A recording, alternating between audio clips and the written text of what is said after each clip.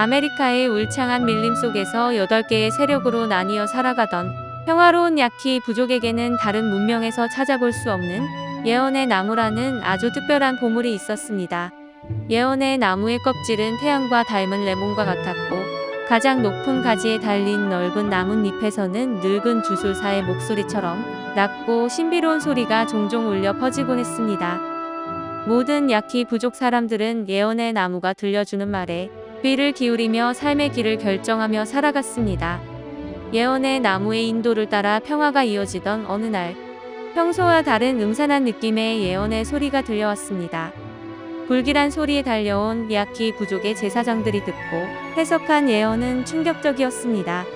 곧 빛처럼 붉고 커다란 괴물인 세상 끝에 뱀을 따라 피할 수 없는 죽음이 찾아올 것이다. 나무가 전하는 종말의 소식은 야키 부족에게 무거운 공포를 심어주었고 그들의 마음은 하늘이 무너져 내리는 것 같았습니다. 깊은 절망에서도 한 줄기 희망을 잡기 위해 그리고 사랑하는 가족들의 생명을 지키기 위해 야키 부족의 모든 강인한 용사들이 세상 끝의 뱀을 잡기 위해 목숨을 걸고 모이기 시작했습니다. 때마침 북쪽에서 들리는 무시무시한 붉은 뱀을 보았다는 소문이 점점 커져가면서 종말과의 전쟁이 임박했음을 알려주었고 모든 용사들이 모인 저녁은 마치 폭풍 전야의 고요함처럼 긴장감이 몰아치고 있었습니다.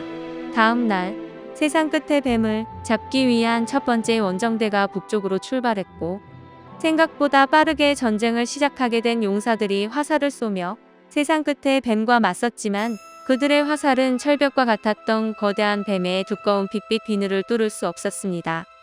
첫 번째 원정대가 전멸했다는 소식이 들리자마자 지친 뱀을 잡기 위해 두 번째 원정대가 다시 출발했지만 제대로 싸워보지도 못한 채 세상 끝에 뱀의 체력을 채워줄 먹이가 되고 말았습니다. 유리한 지형에 숨어서 기습으로 용사들을 공격한 세상 끝에 뱀의 공격은 번개처럼 빠르고 천둥처럼 강력했습니다. 야키 부족은 절망 속에서도 희망의 불씨를 꺼뜨리지 않고 새로운 길을 찾아야 했지만 예언의 나무는 침묵했습니다. 깊게 고민하던 대족장은 종말을 벗어나기 위한 마지막 방법으로 전설의 주술사 차플린 구오치메아에게 도움을 요청하기로 결심하고 모든 부족의 족장들을 불러 모아 자신의 결정을 선포하며 전령으로 가장 빠르고 충성스러운 제비 한 마리를 선택했습니다. 야키 부족의 간절함을 짊어진 작은 제비 한 마리는 넓은 들판을 스치듯 지나고 높은 산을 넘으며 쉬지 않고 며칠 동안 날아가 마침내 깊은 산속에 있는 차플린 구오치메아에게 도착했고 전설의 주술사에게 예를 다하여 대족장의 메시지를 전했습니다. 예언의 나무가 말했던 세상 끝에 뱀이 나타나고야 말았습니다. 종말의 예언을 이겨내고자 각 부족의 용맹한 용사들이 모였지만 우리의 정해진 운명을 거스를 수 없었습니다. 위대하신 차플린 구오치메아님, 우리 야키 부족을 종말에서 구원해 주십시오. 잠시 깊은 생각을 하던 주술사 차플린 구오치메아가 말했습니다. 지금 당장 돌아가 모든 야키 부족에게 나를 기다리라고 전하거라.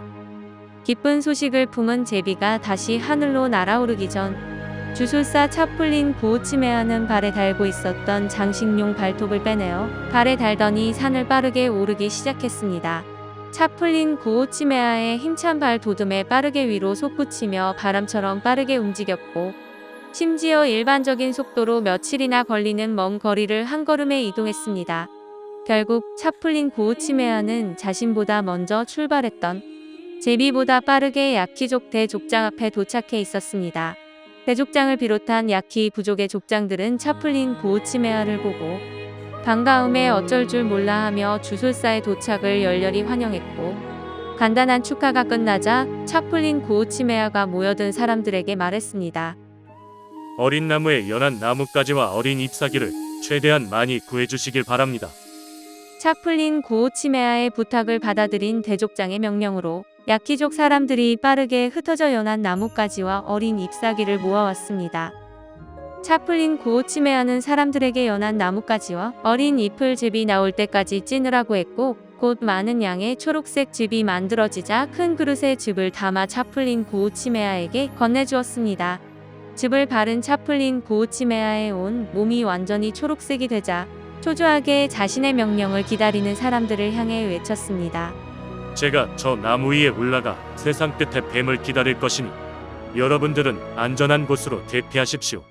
초록색으로 변장한 주술사의 모습은 밀림을 수놓은 나무의 무성한 잎과 구분되지 않았습니다.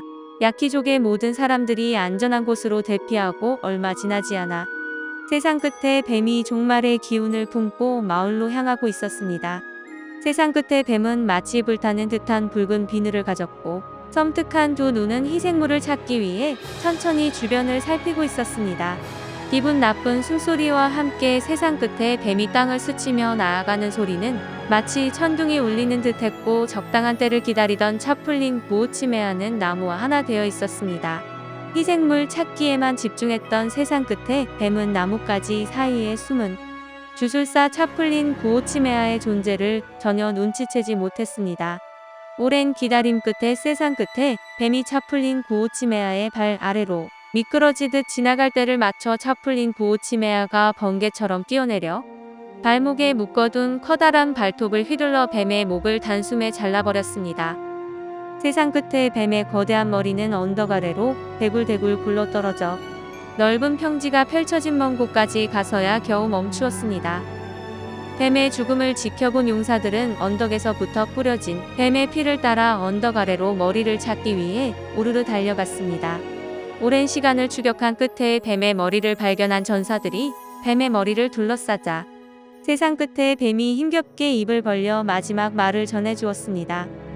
내가 이곳에 온 이유는 모든 야키 부족을 정복하여 너희를 내 속국으로 만드는 것이 나의 가장 큰 꿈이었지만 전설의 주술사 차플린 구오치메아를 경계하지 않아 이렇게 되고야 말았구나. 나는 꿈을 이루지 못한 채 죽어가지만 내 백성이 될 수도 있었던 너희에게 꼭 전할 말이 있다. 너희는 반드시 너희가 다니는 작은 오솔길과 샛길을 조심해야 한다.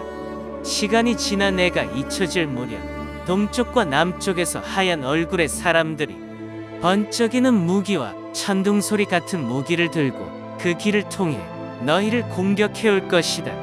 그때의 너희는 지금 가진 무기를 버리고 그들의 무기를 빼앗아 맞서 싸워야 한다. 그렇지 않으면 어떤 주술사의 도움을 받더라도 그 죽음을 피할 수 없을 것이다. 반드시 그들의 무기를 빼앗아 싸우거라. 만약에 실패하게 된다면 너희는 그들에게 짓밟혀 결국 노예가 되어 숨죽이며 살아가게 될 것이다.